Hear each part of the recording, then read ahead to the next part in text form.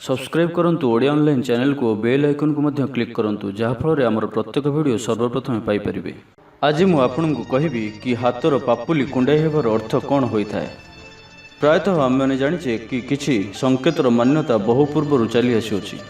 एही संकेत भविष्यत में हेबाकु थिबा घटना विषय आमको प्रथम ही सूचना देता है।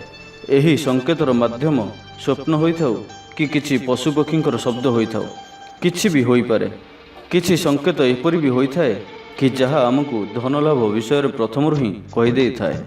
आवश्यक अटे कि सही संकेत गुड़ी को जानिबार। आज आम आपण को कहवाक जाऊँ कि एपरि कौन संकेत होता है जहाँ आमको कही थाए कि आम मान गृह में धनर आगमन हेब कि हेब नाही। प्रायतः हाथर कुंडाई हेबाकू धन आसबार संकेत विचार करा जाए।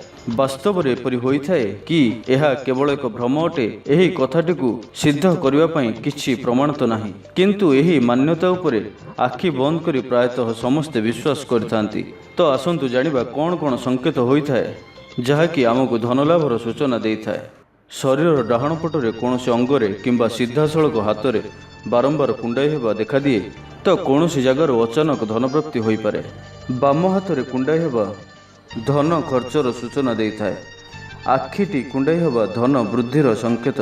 जदि आपणकर कौन समय आखिटी कुंडाई होता है तो यह धन वृद्धिर संकेत होता है। जदि स्वप्न में एपरि देखती तो यह धन प्राप्तिर सूचना देता है। जदि आपणकर पादटी बारंबार कुंडाई हुए तो यार संकेत यह अटे कि व्यक्तिगत यात्रा आपण करिपारंती। जदि कौन समय पेटटी कुंडाई हुए तो यह अशुभ संकेत विचार करा जाए। संबंध विच्छेद होबार संभावना रही है।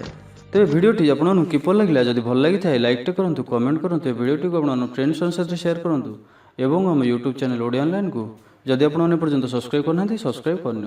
धन्यवाद।